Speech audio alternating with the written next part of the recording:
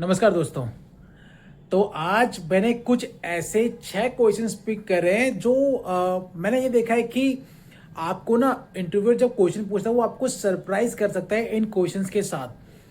अगर आप इस वीडियो को पूरा देखते हैं तो आपको पता चलेगा कि इन क्वेश्चंस की इंपॉर्टेंस क्या होती है। आपको पता चलेगा कि एक बंदे ने जो जैनपैक्ट में 2 साल बिताकर आया, जिसने अपने आगे कितने सारे इंटरव्यूज देखे, जिसके अपने 2 लोगों को 2 फ्रेंड्स को वहां पर लगवाया है, तो उसको जो नॉलेज है, अगर वो नॉलेज शेयर कर रहा है, कुछ ऐसे क्वेश्चन शेयर कर रहा है आप लोगों के साथ, तो वो कितने इंपॉर्टेंट होने वाले हैं। तो ये 6 क्वेश्चंस मैंने पिक करे हैं ऐसी, जो अगर आपसे स्पॉन्टेनियसली अगर उससे पूछ लेना इंटरव्यू ने, तो आप भी लगेगा यार मैं ऐसे क्या रिप्लाई करूं। तो एटलीस्ट मतलब ये होता है ना, कहते हैं कि अगर कोई भी कोशिश जो चीजें आने वाली है उसके लिए प्रिकॉशंस लेना बहुत इंपॉर्टेंट होते हैं। तो बस ये वही चीज है।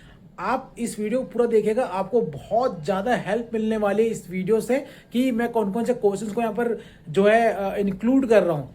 तो सबसे पहला क्वेश्चन सबसे पहला क्वेश्चन जो मुझे लगता है कि यार आपको सरप्राइज कर सकता है, जब आप अपने इंटरव्यूअर के सामने बैठे हो और आप अपना इंटरव्यू दे रहे हो, तो उस टाइम पे मतलब ये मान लीजिए कि आउट ऑफ द ब्लू उसने एक क्वेश्चन पूछ लिया, are you comfortable working in night shifts. अब सोचो, मेरे जैसा बंदा जिसने जैनपैक्ट को सिर्फ इसलिए ज्वाइन किया था, मैंने ईएक्सएल का भी जो इंटरव्यू क्रैक किया था उस टाइम पे, कंसंट्रिक्स था उसका भी मैंने पीएनसी इंश्योरेंस में क्रैक किया था इंटरव्यू को। लेकिन मैंने जैनपैक्ट को सिर्फ इसलिए ज्वाइन किया था क्योंकि I wanted to work in day shift, because I never worked in graveyards. मेरा जो पहला मेन मोटो था ज्वाइन करने का जनपैट को, वो यही था क्योंकि उनमें मेरे को वो मिला था, क्या डे शिफ्ट मिला था, और बाकी कंपनी से मुझे नाइट शिफ्ट मिला था, इसीलिए मैंने तो ज्वाइन किया था। अब मेरे से बंदा जो डे शिफ्ट ढूंढ रहा है, उसके बाद अगर मेरा जो मैनेजर राउंड हुआ था, अगर मेरा मैनेजर मुझसे ये क्वेश्चन पूछ लेता, are you comfortable working in night shift, तो मैं क्या रिप्लाई करता? तो मैं उसको रिप्लाई करता यस, क्योंकि मैंने जेडी पढ़ा है। जेडी के अंदर साफ बातों में ये लिखा गया है कि भाई जो टाइमिंग है वो आपकी ये डे शिफ्ट की रहने वाली है, it's a proper day shift work. तो मेरे को पता था कि ये अब ये माइंड से खेल रहे हैं कि क्या, मतलब ये बंदा इतना मतलब मजबूत है माइंड से कि अगर मैं इसको नाइट शिफ्ट बोलूं तो ये नाइट के लिए मान जाए। तो मैंने कहा यस, क्योंकि मुझे पता था ना कि डे शिफ्ट है। और उसके बाद अगर मान लो अगर मैं पूरे महीने भर में 22 दिन काम करते हैं हम, सैटरडे संडे हटा दी जाए तो 22 दिन में से अगर मुझे कोई 1-2 दिन काम भी करना पड़ेगा नाइट में, तो इट्स ओके, मतलब इतना चल सकता है। मतलब इतना भी कोई मजबूर नहीं हूं मैं कि भाई मैं नाइट शिफ्ट ना करूं, बट ठीक है, मुझे रेगुलर बेस पे नहीं करना था, तो मैंने उसको बोल दिया ओके। मैंने यहाँ पर 2 साल काम किए और मैंने आज तक कभी नाइट शिफ्ट काम नहीं किया दोस्तों, कभी भी नाइट शिफ्ट काम नहीं किया मैंने। तो अगर आपसे कुछ इंटरव्यू क्वेश्चन पूछते हैं ना, तो हाँ बोल दो भाई। उस टाइम पे आपको उसके माइंड के साथ खेलना है, वो आपके माइंड के साथ खेल रहा होता है ना, आपको उसके माइंड के साथ खेलना है यहाँ पर इंटरव्यू के। उसके बाद नेक्स्ट क्वेश्चन पूछ सकता है कि what is your expected salary. तो इस जो फेज आता है ना, इसके अंदर बिल्कुल ही मतलब आपको अपनी जो एक्सपेक्टेड सैलरी वो ही बतानी, लेकिन एक ऐसे मतलब तोड़ मरोड़ के बताना है ना कि उसको अच्छा लगे सुनने में। मतलब आप सीधा बोल दो कि okay sir I am expect 28 के। अगर आपकी सैलरी यहाँ पर 19-20 के है, तो और आपने 28 के बोल दिया, तो मतलब इसमें कुछ मजा आया, कुछ मजा नहीं आया। इंस्टेड ऑफ अगर आप कुछ इस तरीके से घुमा फिरा के बोलोगे ना कि सर दो, मतलब यू आर द बेस्ट जज for that, but still if you ask me then I am expecting और anticipating around 28 K, but it negotiable.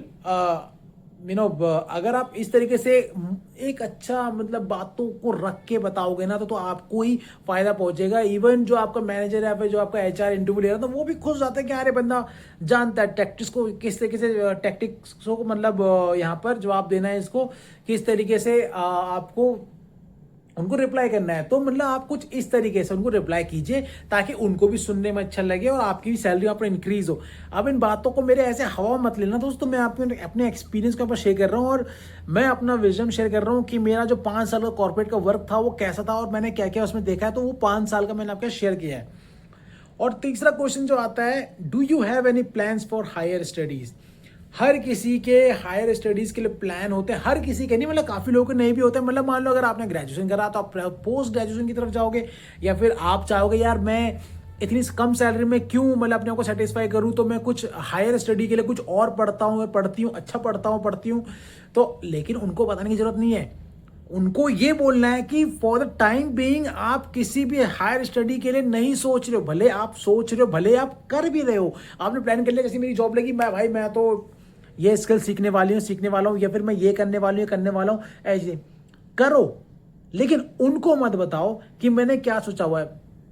ये कुछ चीजें ना दिमाग में रखनी चाहिए कि भाई किस तरीके से रिप्लाई करना है। मतलब होता है ना, आप ज्यादा सच बोल दोगे, सत्यवादी हरिचंद बनोगे ना उनके आगे, तो भाई वो आपको घिसेंगे, वहां पर बोल देंगे भाई कि ये तो ऑलरेडी हायर स्टडी के बारे में सोच रहा है। आप सोच लो, अगर आपने एमबीए के बारे में सोच रहे हो, बोलेंगे यार साला एमबीए करने के बाद तो 1-1.5 साल में भग जाएगा यहाँ से, 2 साल में भग जाएगा यहाँ से, या 2 साल करने का 2.5 साल में भग जाएगा यहाँ से। फिर तो जो एचआर और मैनेजर होते हैं ना, वो एक लॉन्ग रन के लिए कम से कम 5-6 साल उनके पास बंदा टिके, ऐसा वो सोच रहे होते हैं। तो आपको इस केस पे ना अपने थोड़ा माइंड को कंट्रोल रखते हुए उनको जवाब इन तरीके से नहीं देना है, ठीक है। अब मुझे नहीं पता भाई, गलती से ये मेरी वीडियो जो है ना, कभी कोई जेनपेट का एचआर या मैनेजर ना देख ले भाई, डर लगता है कभी कभार कि यार जो मैं आप लोगों को टैक्टिक्स बता रहा हूँ ना, इसके बाद मेरी ठुकाई ना हो रही हो, मेरे पे ही केसेस ना चल रहे हो कि भाई ये क्या क्या मतलब चीज़ें बता रहे हो। और मतलब मैं ना ये जो आपको चीज़ें बता रहा हूँ, ये एक जेनरिक क्वेश्चन है भाई, ये आप किसी भी जगहों पे जा सकते हो, मतलब कोई भी कंपनी हो XYZ उस पर जा रहे हो इंटरव्यू देने के लिए, तो वहां पर भी पूछे जा सकते हैं। मैं ये नहीं कह रहा हूँ कि ये क्वेश्चन सिर्फ जेनपेट में पूछ जाएंगे भाई, जेनपेट का मैं अकेले नाम नहीं लूंगा यहाँ पर भाई, बहुत सारी कंपनीज है उसके अंदर इस तरह के क्वेश्चन पूछे जाते हैं, बहुत ही जेनरिक क्वेश्चन हैं। तो आपको सब इन चीज़ों को ना ध्यान रखना है, इन चीज़ों को, मतलब कि कैसे कैसे रिप्लाई करना है, ठीक है। चौथा क्वेश्चन जो आता है, can you work on weekends if required. मैंने जेनपेट के अंदर ना भाई आज तक 2 साल के अंदर कभी वीकेंड्स में काम नहीं किया। संडे तो खैर ऑफ होता ही, लेकिन कभी सैटरडे भी ऑफ नहीं, काम नहीं करा है। होता क्या था हमारे उसमें तो प्रोजेक्ट के अंदर, अगर आप सैटरडे या संडे में से कभी भी लॉग इन कर दो ना गलती से, तो भाई वो आईटी वालों के वजह था, आईटी वाले आपके मैनेजर के पास बोल देंगे भाई इस बंदे ने आज सैटरडे को जाके लॉग इन करा था इतने मिनट तक। भाई आप मानोगे नहीं, अगर आपने किसी सैटरडे को किसी संडे को 5 मिनट लॉगिन कर दिया ना, अगले 5 दिन आप ईमेल पे यही जस्टिफाई करते रह जाओगे कि भाई मैंने वो 5 मिनट क्यों लॉगिन किया। तो ये हमारे में सैटरडे संडे पूरा प्रॉपर ऑफ था, तो हमको अच्छा लगता था यहाँ पर। लेकिन still if you go for any company interviews and if they ask you okay are you comfortable working on weekends, so say yes। आपको जेडी पढ़ना है, इवन अभी मोस्टली कंपनी क्या करते हैं, रोटेशनल ऑफ्स करती है, तो भाई आपको 2 ऑफ तो मिलने वाले ही हैं। अगर मान लीजिए अगर आपके फिक्स सैटरडे संडे ऑफ होते हैं किसी प्रोजेक्ट के अंदर, still if your manager ask you okay are you comfortable working on weekend, तो से यस। बिकॉज मैंने जैसे बोला कभी कभार चलता है यार, 1-2 बार अगर पूरे महीने में एक सैटरडे लग गया तो इट्स ओके, क्या जा रहा है, अगर उसका भी भाई ऊपर से कंपनसेशन मिल ही जाता है आप लोगों को। लेकिन बहुत रेयर होता है कि नहीं होता है, लेकिन आपको बोलना है यस, क्योंकि भाई कंपनी इस टाइम पे ना मार्केट के अंदर बहुत ज़्यादा ही मतलब भरमार तंगी चल रही है जॉब्स की। मैं तंगी इस सेंस में आपको डराने की कोशिश नहीं कर रहा हूँ, तंगी मतलब यार ऐसा भी नहीं है, बहुत सारी रिक्वायरमेंट्स निकलती रहती है, बट हम लोगों के पास ना वो स्किल्स ही नहीं होते हैं कि हम उन जॉब्स को पकड़ सकें। और जो जॉब्स पे स्किल्स नहीं चाहिए होती, वो जॉब्स ऑलरेडी पूरी तरीके से फिल हो जाती है जैसी आती हैं उसकी रिक्वायरमेंट्स। उस पर हजारों 2000 पता नहीं कितने कितने लोग जो हैं उस पर फिल कर रहे होते हैं उन चीज़ों को, तो उसकी वजह से बहुत जल्दी रिक्वायरमेंट फुलफिल हो जाती है और वो एकदम से वहाँ से हट जाता है। तो आप अपनी स्किल्स पे भी काम करते रहेगा, लेकिन आपको बताना नहीं है भाई कि मैं अपने स्किल्स पे काम कर रहा हूँ। आपको अपने दिमाग के अंदर रखना, आप खेलते रहो, जैसा वो कर रहे हैं सिखाते रहो, अपना काम करते रहो, अपने स्किल्स पे बताना नहीं है उनको, ठीक है, अपने दिमाग में रखना उस चीज़ को। तो अगर आपको पूछा जाए कि आप वीकेंड्स पे काम करने के लिए कंफर्टेबल हैं, तो आप कहिए yes I am comfortable, I am okay with it. और 5वां क्वेश्चन यहाँ पर आता है, do you have any employment gap. काफ़ी लोगों में होता है एम्प्लॉयमेंट गैप। देखिए कभी आपके फैमिली में कुछ इश्यूज आ गए, कुछ आ गया, आपके एम्प्लॉयमेंट गैप आ गया। मेरे साथ भी हुआ था, मैंने यहाँ पर 1 से 1.5 साल का एम्प्लॉयमेंट गैप लिया था। कुछ पर्सनल मतलब बहुत बड़ी पर्सनल इश्यूज आ चुके थे उस लाइफ में, उसकी वजह से मैंने 1-1.5 साल का यहाँ पर गैप लिया था। बट वो जस्टिफाई था, क्योंकि मैंने उस बात को कुछ इस तरीके से बताया कि अगर मतलब कि अगर ये एचआर या ये मैनेजर मुझे नहीं रखेगा तो इसके अंदर इसको पाप लगेगा इस चीज़ का भाई। मतलब उसको मैंने इस चीज़ का गिल्ट दे दिया कि भाई अगर मैंने आपको ये बताया कि एम्प्लॉयमेंट में मेरा गैप क्यों आया, तो अगर आपने मुझे नौकरी में नहीं रखा तो इसके जिम्मेदार आप हैं, सिर्फ कि आपने मुझे नौकरी में नहीं रखा है यहाँ पर, क्योंकि आप ही गलती है। तो एम्प्लॉयमेंट गैप है तो उसको किस तरीके से फुलफिल करना है, अगर आपको समझ में नहीं आता, आप चैट जीपीटी पे जाइए, कुछ छोटा मोटा सेंटेंस रट लीजिए और वही उसको उसके सामने रखिए, ठीक है। और कुछ ऐसा रखिए कि उसको लगे कि भाई अगर तुमको उसने नौकरी पर नहीं रखा तो वो पाप का भागीदारी है भाई, समझ रहे हो। तो इस तरीके से एम्प्लॉयमेंट गैप का आपको जवाब देना है। ओके, लास्ट क्वेश्चन आता है, how soon can you join. मान लीजिए अगर आप फ्रेशर हैं तो आप बोल दो कि भाई I am an immediate joiner. अगर आप कहीं काम कर रहे हैं और जैसे मान लीजिए अगर आपकी कंपनी, जैसे मैं इससे पहले नेटस्क्राइब में था और मुझे वो 60 डेज से पहले रिलीज नहीं कर रहे थे, ठीक है, और यहाँ जनपद वालों ने बोले थे कि 30 डेज के अंदर आपको ज्वाइन करना है।